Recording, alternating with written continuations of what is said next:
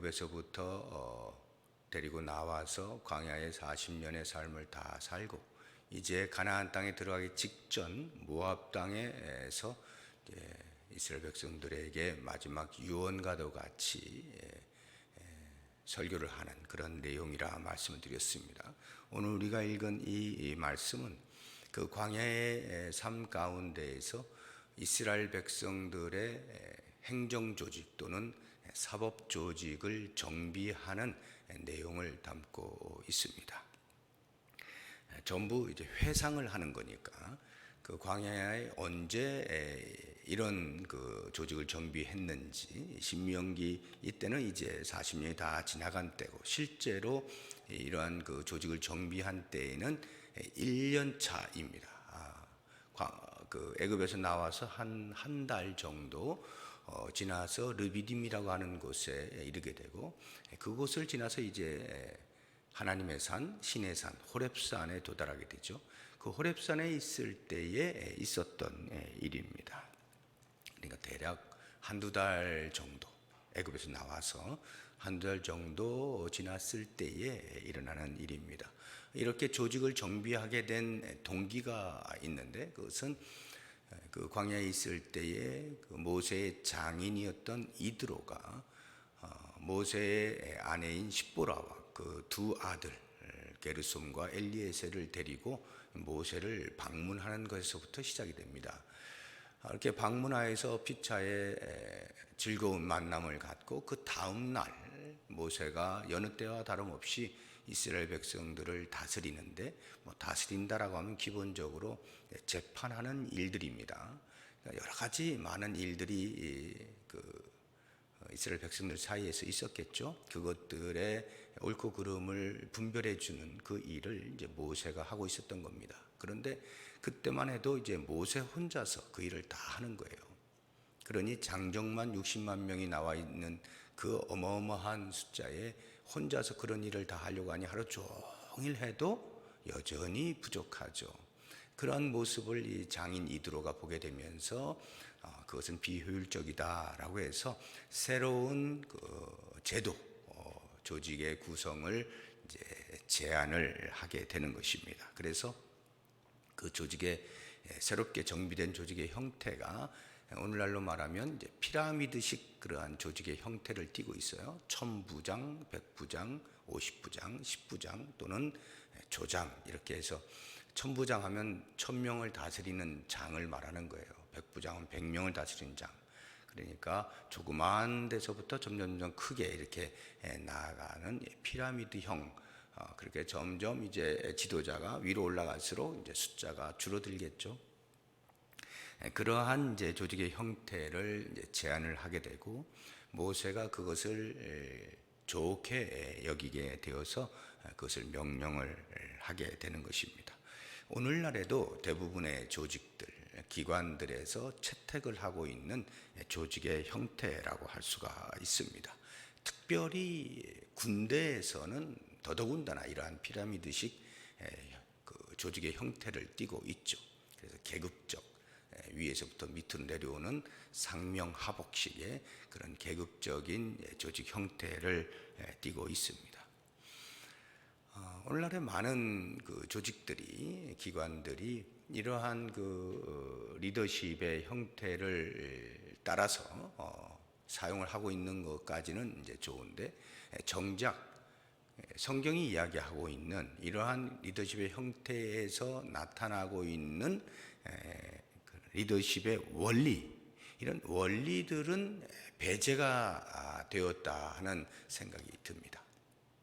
특별히 이제 군대만 보아도 상명하복이고 위에 그 권위주의가 가득 차 있죠. 밑에서는 절대적으로 자기 의견을 내지 못하고 복종하기만 해야 되고, 때로는 아첨이나 또는 눈치를 봐야 되는 이러한 현상들이 일어나고, 그것이 군대에서뿐만이 아니라 이 사회에서도 웬만한 그 회사들, 그런 조직들 속에 보면 그 정도의 차이가 있을 뿐이지 그러한 비슷한 분위기는 피할 수가 없는 것입니다. 그러니까 이제 그러한 조직 속에서 그들이 자신의 삶의 질을 상승시키는 길은 오직 위를 향하여 가는 길밖에 없어요. 그 계급의 상승, 직위의 상승, 이것만이 자신들의 삶의 질을 보장한다, 향상시킨다, 이렇게 이제 보게 되는 것이죠. 근데 성경에서는 정작 그러한 분위기를 연출하기 위해서 이런 그 리더십의 형태를 이야기하고 있는 것은 아닙니다. 이런 지도력의 원리들, 성경이 말하고자 하는 원리들은 무엇인가 하는 것을 오늘 우리가 같이 한번 생각해 보면서 우리 이 교회라고 하는 신앙 공동체가 성경에서 이야기하고 있는 이런 리더십의 형태들을 닮아야 되겠다 하는 것입니다. 그런 면에서 오늘 저는 본문 속에서만 이제 찾아보는 두 가지 원리들을 같이 생각을 해보려고 하는데, 그 하나는 지도자의 자질에 대해서 성경이 뭐라고 이야기하고 있는가 하는 부분하고, 또 다른 하나는 이 동역의 개념, 그러니까 이 리더십의 개념에 있어서 동역이라고 하는 것을 성경이 많이 강조하고 있는데, 그 부분에 대해서 같이 한번 생각을 해보도록 하겠습니다. 먼저 지도자의 자질에 대해서 13절은 이렇게 이야기하고 있습니다. 너희의 각 지파에서 지혜와 지식이 있는 인정받는 자들을 택하라, 이렇게 되어 있는데, 이 부분에 대하여서 이제 실제로 이 일이 일어났던 때, 그때로 우리가 돌아가 보면 출애굽기 18장에 그때 당시에 그 내용이 기록이 되어 있어요. 그것을 한번 토대로 같이 한번 찾아보겠는데, 출애굽기 18장 21절 말씀 같이 읽어봅니다. 너는 또 온 백성 가운데서 능력 있는 사람들 곧 하나님을 두려워하며 진실하며 불의한 이익을 미워하는 자를 살펴서 백성 위에 세워 천부장과 백부장과 50부장과 10부장을 삼아. 이 능력 있는 사람들, 우리 신명기에서는 인정받는 자 이렇게 표현해 놨는데, 그 능력 있는 사람들을 세 가지로 더 구체적으로 표현을 해 놨죠. 그 첫 번째가 하나님을 두려워하는 것입니다. 하나님을 두려워하는 자, 이것은 영성을 이야기한다라고 볼 수가 있겠습니다. 신앙 공동체의 지도자의 자질 가운데 으뜸은 영성인데, 그 영성을 말하는 것이 하나님을 두려워하는 것입니다. 하나님을 두려워한다는 말은 경외한다는 말이죠. 하나님을 경외하는 것. 그래서 잠언에서도 하나님을 경외하는 것이 지식의 근본이고 지혜의 근본이라고 이야기를 하고 있죠. 두 번째가 진실하며라고 하는 것인데, 이 진실하며라고 하는 것은 인격을 말하는 것입니다. 우리 지도자의 인격, 진실하고 정직해야 된다라고 하는 것이. 세 번째에 불의한 이익을 미워하는 자라고 하는 말은 도덕성을 이야기하고 있는 것입니다. 지도자의 도덕성, 불의한 이익을 미워하고 청렴해야 된다 하는 것인데요. 이것을 하나씩 우리가 이제 살펴보게 되어지면, 하나님을 두려워한다, 하나님을 경외한다라고 하는 말은 한마디로 표현해서 하나님 존전 의식을 갖는 것을 의미합니다. 우리가 코람데오라는 말을 쓰죠. 하나님 앞에서 내가 생각하는 것이나 말하는 것이나 행동하는 것에 있어서 전부 하나님 앞에서 내가 생각하고 하나님 앞에서 말하고 하나님 앞에서 행동하는 것, 이것이 하나님의 존전 의식이에요. 하나님이 지금 내 앞에 계시는 거예요. 그런 상태에서 내가 지금 생각하고 말하고 행동하는 것이 하나님을 경외하는 것이다 하는 말입니다.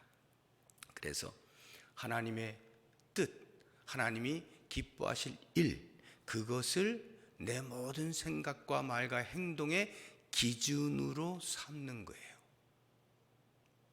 이것이 신앙 공동체의 지도자가 가져야 할 으뜸되는 자질이라고 하는 것입니다. 이것이 없는 사람은 결코 신앙 공동체의 지도자의 자리에 있어서는 안 돼요. 하나님을 두려워하는 마음이 없는 사람이 지도자의 자리에 있다는 것은 말 자체가 성립하지가 않습니다.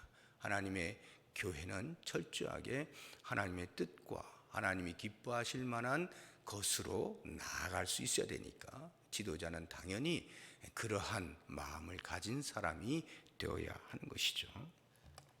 두 번째로 이 인격, 진실하다라고 하는 이 말, 진실하다는 것은 거짓이 없고 정직하다. 다시 말하면 저 사람은 참 믿을만해 라고 하는 신뢰를 갖는 사람을 의미하는 것입니다. 신뢰를 받을 만한 사람이 교회 공동체의 지도자가 되어야 하는 거예요. 표리가 부동한 사람은 처음 몇 번은 그냥 눈 감아 줍니다. 그렇지만 계속해서 그게 반복되어질 때에는 신뢰를 잃게 되는 것이죠. 내 속과 겉이 다를 때 그것이 여러 번 들키게 되어지면 그 다음엔 신뢰가 무너지게 된다는 말이에요. 저 사람은 믿을 만한 사람이 못 돼. 이렇게 되면 비록 지도자의 자리를 유지할 수 있을런지는 몰라도 지도력을 발휘하지 못해요. 사람들이 신뢰하지 않기 때문에 그 말에 신뢰를 안 하면 더 이상 영향력이 없는 것이죠. 그러면 지도자로서는 자격이 상실되는 것입니다.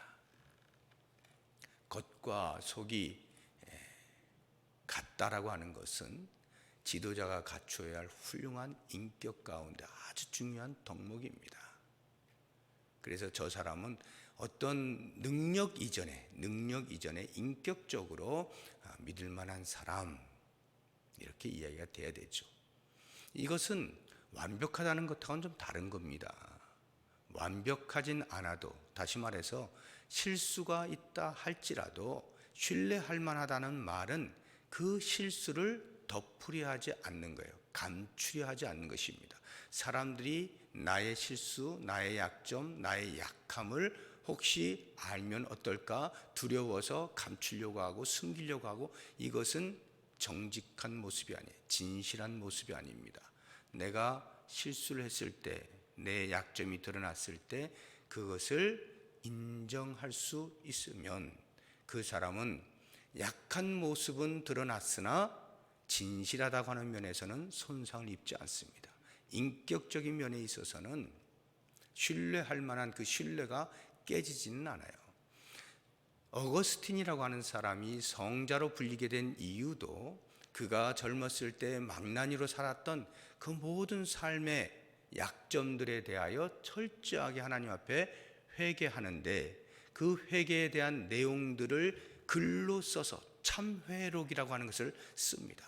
모든 사람이 볼 수 있게 만드는 거예요. 자신의 약점을 굳이 드러내지 않아도 될 만한 것을 그렇게 모든 사람이 알 수 있도록 책으로 만들어서 집필을 했다는 것은 그만큼 하나님 앞에서 진실되게 살고 싶은 그러한 거룩한 욕심이 있기 때문이겠죠. 그래서 그런 사람들이 성자라 불려지게 되는 것입니다. 완벽해서가 아니라 진실하고 정직하고 겉과 속이 다르지 아니한 이러한 삶이 교회 공동체를 이끌어갈 만한 인격을 갖춘 사람이 될 수가 있죠.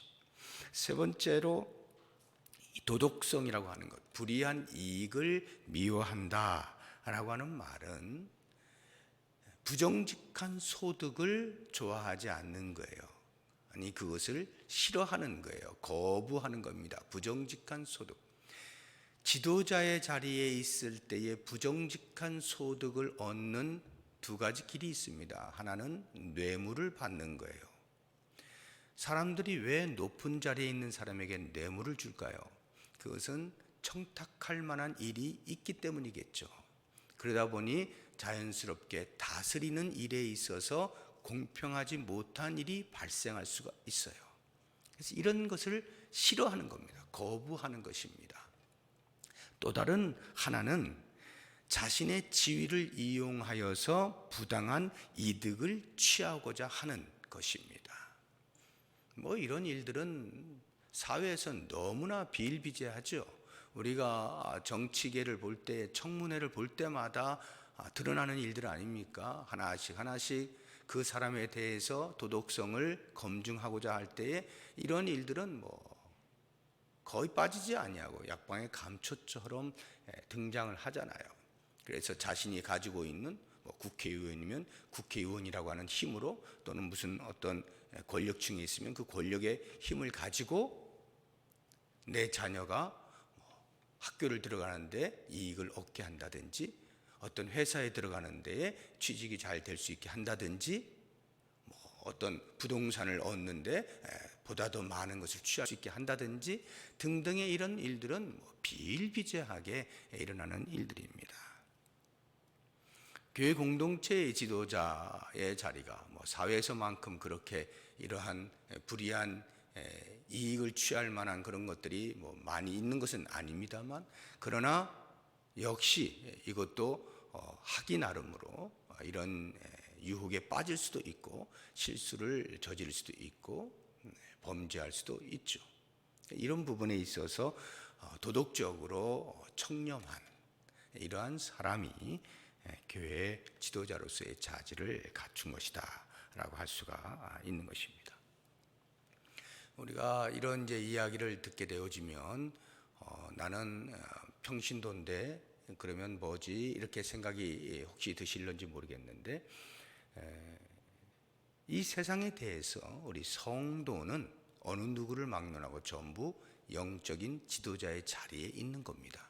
그런 면에서 볼 때 교회의 성도, 교회를 구성하고 있는 성도라고 하면 누구를 막론하고 이 세상에서 소금과 빛으로 산다라고 하는 것이 바로 이와 같은 지도자의 자질들을 갖추게 되어지면 그것이 소금으로 빛으로 살 수 있는 모습인 것을 꼭 기억을 하면 좋겠어요.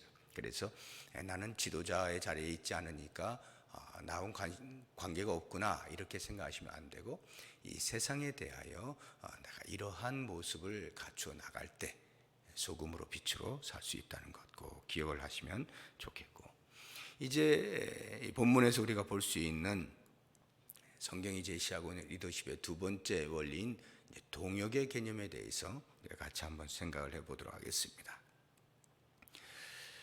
동역의 개념, 제가 이미 리더십의 형태가 피라미드라고 했잖아요. 1000부장, 100부장, 50부장, 10부장, 조장 이렇게 해서 점점점 위로 올라갈수록 리더십이 이렇게 숫자가 줄어드는 이러한 형태. 그러나 이것은 질서상 그렇게 되어져 있는 것이지 일을 하는 사역의 방법에 있어서 그러한 것은 아닙니다. 사역의 방법은 철저하게 동역 정신을 갖는 것입니다. 그래서 그 첫 번째가 한 사람이 모든 것을 할 수 없다는 데에서부터 동역의 개념은 출발을 합니다. 교회 공동체의 지도력을 발휘하며 한 사람이 모든 걸 다 할 수가 없어요. 구절을 보십시오. 그때 내가 너희에게 말하여 이르기를 나는 홀로 너희의 짐을 질 수 없도다. 이 모세의 말이에요. 12절도 보시면 그런즉 나 홀로 어찌 능히 너희의 괴로운 일과 너희의 힘겨운 일과 너희의 다툰 일을 담당할 수 있으랴. 혼자서는 할 수가 없는 거예요. 그러면 장인인 이드로가 이러한 제안을 하기 전까지 모세는 혼자 감당을 하고 있었는데, 그렇게 혼자 감당할 수밖에 없었던 이유가 뭘까요? 제일 먼저 떠오르는 것은 이 모세의 책임감이라고 보겠습니다. 하나님께서 이스라엘 백성들을 자기의 손에 맡겨주셨으니까 내가 그 책임을 내 목숨을 다해서 감당해야 되겠다라고 하는 차원에서 자기의 몸이 부서져라 이렇게 혼자 감당을 한 것으로 볼 수가 있어요. 그런가 하면 조금 부정적인 시각으로 보자고 하면 모세도 인식하지 못하고 있는 상태에서 이스라엘 백성들에게서 일어나는 모든 일들에 대한 처리는 나 외에는 아무도 할 수 없다라고 하는 무의식적, 잠재적 교만이 있을 수도 있었겠다 하는 생각을 해보는 겁니다. 모세 자체도 인식하지 못하는 무의식적 교만, 나밖에 누가 이 일을 할 수 있겠는가라고 하는 이러한 생각들이 혼자서 그 일을 감당해내고 있었던 것은 아니냐 하는 생각을 해봐요. 무엇이 되었든지 아무리 좋게 본다 할지라도 아무튼 그렇게 혼자 하는 일들은 효율적인 면에 있어서 비효율적일 수밖에 없죠. 이것은 모세에게도 그렇고 백성들에게서도 그렇습니다. 모세가 혼자 하니까 당연히 육체적 피로를 빨리 느낄 수밖에 없겠고, 당연히 일 처리하는 능력은 저하될 수밖에 없겠죠. 자기 혼자 하니까 모든 일들을 마치고 나면 자기 혼자 가만히 생각해 보면 정신적으로 나밖에 없구나라고 하는 외로움, 고독감을 느끼겠죠. 백성들도 마찬가지입니다. 백성들이 모세 혼자 일을 하다 보니 얼마나 줄을 오랫동안 서 있겠어요. 여러분, 은행 같은 데에서 이렇게 사람들이 많이 있는데 앞에 데스크에 한두 사람밖에 안 앉아 있으면 막 화나지 않습니까? 저 비어 있는데 저기 왜 사람들 없나? 어디 갔나? 좀 이렇게 많이 기다리고 있는데 빨리빨리 처리해 주지, 이런 생각이 들잖아요. 그런 것처럼 어떤 경우는 하루 종일 기다렸는데도 모세를 만나지 못한 채 다음 날로 넘어가는 경우도 없지 않았을 겁니다. 그러니 당연히 화가 나죠. 뿐만 아니라 일 처리할 때 모세가 얼마나 꼼꼼하게 하나하나 할 수 있었겠어요. 그 많은 사람들이 저 뒤에 줄 서서 밀려 있는데, 그러니 일 처리를 대충대충 할 수밖에 없을 것이고, 그러한 일 처리 결과에 대하여 실망을 할 수밖에 없죠. 백성들 입장에서는.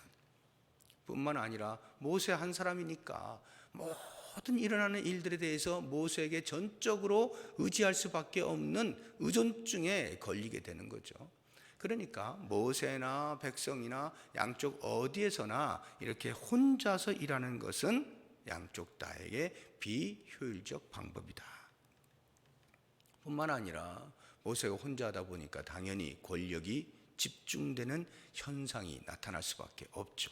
모세가 원하든 원치 아니하든 권력은 한 사람에게로 집중될 수밖에 없는 것입니다. 물론 모세는 하나님이 부르셨고 하나님과 직접적으로 교제하고 있고 하나님을 대신해서 백성들에게 말씀을 전달하는 이러한 사람이기 때문에 어떤 위험적인 것들을 못 느껴서 그렇지, 만약 이게 사회 조직이었다라고 한다면 한 사람에게 권력이 집중되었을 때에 나타나는 전제군주적인 리더십의 위험성, 이것은 어느 누가 보아도 뻔히 알 수 있는 것 아닙니까?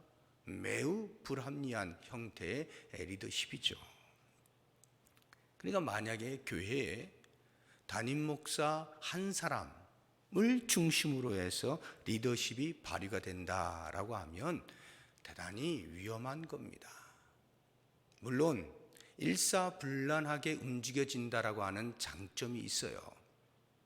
한 사람의 말에 의해서 모든 것들이 일처리가 잘 되어지니까 일사불란하게 빨리빨리 처리가 잘 되는 것이 있습니다. 그러나 그 1인 중심의 리더십이 발휘되어질 때에 오는 탈진, 또는 때로 본인이 원치 아니한 어떤 가식적인 일들, 또는 혼자 다 해야 되니까 당연히 비효율적이고, 때로는 아집이 발휘가 되어져도 그것을 통제할 만한 길이 없어요. 그러니까 만약 잘못된 길로 가게 될 때 그 치명적인 그 크기라고 하는 것은 그 무엇으로도 비교할 수가 없는 거예요. 전체의 존폐에 걸려있는 이런 모습을 볼 수 있죠. 그러니까 한 사람이 리더십을 발휘할 때는 아무리 그 사람이 뛰어나다 할지라도 이런 위험성을 안고 있는 것입니다. 그런 면에서 신약에서 보여주고 있는 이 교회의 모습이라고 하는 것은 철저하게 예수님을 머리로 모시는 몸된 지체들이 각자 가지고 있는 자기의 역할, 기능들을 발휘하면서 협력해 나감으로 그 몸을 건강하게 세워간다라고 하는 것이 신약 전체의 리더십의 개념인 것입니다. 이것이 바로 동력이라고 하는 거예요. 혼자 할 수 없다는 것이에요. 그리고 이 혼자 할 수 없는 이 동역 개념에서 또 한 가지 꼭 잊지 말고 기억해야 되는 것이, 그렇게 리더십의 자리에 있는 사람에게 두 가지가 동시에 주어져야 되는데 하나는 책임이고 또 다른 하나는 권한입니다. 책임과 권한이 동시에 함께 주어질 때에 효과를 발휘할 수가 있어요. 13절을 보십시오. 너희의 각 지파에서 지혜와 지식이 있는 인정받는 자들 택하라. 그 뒤에 내가 그들을 세워 너희 수령을 삼으리라. 내가 그들을 세워 너희 수령을 삼으리라. 이 부분에 대해서 출애굽기에서는 어떻게 이야기하고 있는지 한번 보시죠. 출애굽기 18장 22절 같이 읽어봅니다. 그들이 때를 따라 백성을 재판하게 하라. 큰 일은 모두 내게 가져갈 것이요 작은 일은 모두 그들이 스스로 재판할 것이니 그리하면 그들이 너와 함께 담당할 것인즉 일이 내게 쉬우리라. 그들이 때를 따라 백성을 재판하게 하라. 그들이라고 하는 것은 모세가 세운 중간 지도자들을 말하는 거예요. 그 중간 지도자들이 때를 따라서 백성들을 임의로 재판할 수 있는 권한을 주라는 것이에요. 물론 큰일, 그들이 처리할 수 없는 큰일은 모세에게로 가져올 수 있도록 하고, 그렇지 아니하고 그들 스스로 할 수 있다라고 판단되어지는 것들은 그들 스스로 재판하도록 권한을 주라는 것입니다. 그러면 여기에 크고 작은 일들에 대한 판단은 누가 할까요? 모세가 하는 게 아니에요. 그들이 하는 겁니다. 세워진 지도자들이 판단을 하는 거예요. 판단하는 권한이 주어졌기 때문에, 그래서 이것은 내가 할 수 있겠구나 재판을 하는 겁니다. 그런데 하다 보니 이게 너무 큰 일이 되어버렸어요. 스스로 도저히 결정할 수가 없는 일이다 라고 판단이 될 때는 그것을 모세에게로, 물론 그 위에 이렇게 가겠죠. 그러다가 최종적으로 모세에게까지 갈 수가 있어요. 그럼 모세가 이제 그러한 누구도 할 수 없는 일이다 판단되어질 때는 모세가 처리를 하지만, 그 외에 그들 스스로가 재판할 수 있는 권한을 부여하는 것입니다. 이러한 권한이 부여되어질 때 비로소 그에 따른 책임이 함께 주어지게 되는 것입니다. 그래서 그 지도자들이 자기의 재판한 것에 대하여 스스로 책임감을 가지고 그렇게 일을 하게 되어지는 것이죠. 그런데 우리 신앙 공동체 안에 행정 구조에 있어서 잘못된 행정 구조 두 가지가 있는데, 그 하나가 책임만 있고 권한이 없는 경우입니다. 중간 지도자들이 책임은 부여받았는데 권한이 주어지지 않았을 경우에 어떤 일이 벌어질까요? 책임은 계속 어깨에 무거운 짐으로 다가오는데, 책임은 계속 묻고 있는데 실제적으로 내가 뭔가를 할 수 있는 권한이 전혀 주어지지 않으면 일을 할 때마다 자신감이 결여가 될 것이고 의욕이 상실될 것이고 자기 정체성에 대해서 혼란이 있을 거예요. 내가 뭐 하는 것인가? 나 로봇인가? 이런 생각이 아마 들 겁니다. 그렇기 때문에 책임과 권한은 항상 같이 가야 되는 거예요. 두 번째, 책임은 없고 권한만 있는 경우가 있을 수가 있어요. 지도자의 자리에 왔는데 책임은 없고 권한만 주어지게 되는 경우, 그러면 그 책임은 전부 다른 사람에게 전가시키는 거겠죠. 왜 권한에 따르는 책임이 없겠어요? 근데 그 책임을 다른 사람에게 다 전가시키고 자기는 권한만 누리는 거예요. 그렇게 되어지면 열매는 없고 가지만 무성한 나무의 꼴이 되겠죠. 아무런 영양가가 없는 공동체가 된다 이 말입니다. 그래서 이 책임과 권한이라고 하는 것은 항상 같이 가게 되어질 때에 일머리에 있어서 그 책임을 가진 사람은 최고의 역량을 발휘할 수가 있어요. 자신이 가지고 있는 모든 역량을 다 발휘해서 주어진 권한 안에서 책임감 있게 일을 할 수가 있게 되어지는 것이고요. 그러할 때 그 사람에게 있어서는 보람이 되죠. 자부심이 생기는 거고 성취감을 맛볼 수가 있게 되어지는 것입니다. 이렇게 책임과 권한이 동시적으로 같이 주어지는 이러한 공동체가 좋은 리더십의 모습이다라고 하는 것입니다. 오늘 저는 우리 신앙 공동체 안에서 우리가 볼 수 있는 성경이 우리에게 말해주고 있는 좋은 리더십의 그런 원리 두 가지. 하나는 지도자의 자질 부분을 우리가 점검하자라고 하는 것이고, 또 다른 하나는 이 동역의 개념을 분명히 인식하자라고 하는 것입니다.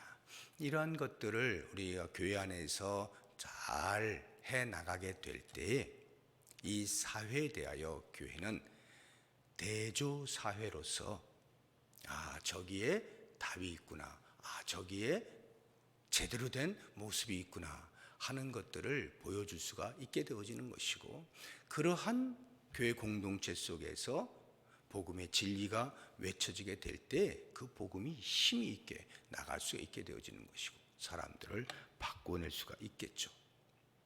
이 땅에 있는 교회들이 오늘 성경이 우리에게 들려주고 있는 이와 같은 리더십을 잘 발휘할 수 있도록 우리가 끊임없이 기도해야 될 것이고, 특별히 우리가 몸담고 있는 이 지역의 부평 동부 교회의 이름을 가진 이 교회 신앙 공동체에서 이러한 리더십의 모습들을 잘 성숙시켜 나감으로써 하나님께서 보시고 흐뭇해 하실 만한, 머리 대신 예수님께서 보시고 건강한 몸이다 라고 평가하실 만한 그러한 교회를 세워나가서 하나님께서 우리 교회 공동체에 주신 거룩한 사명을 잘 감당해서 하나님께 열매를 드리고 영광을 돌려드릴 수 있는 우리 교회가 될 수 있기를 주의 이름으로 축복합니다. 기도하겠습니다.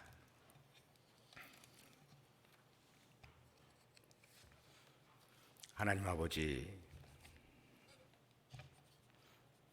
하나님께서 이 땅에 교회를 세우시고 하나님의 뜻을 우리를 통하여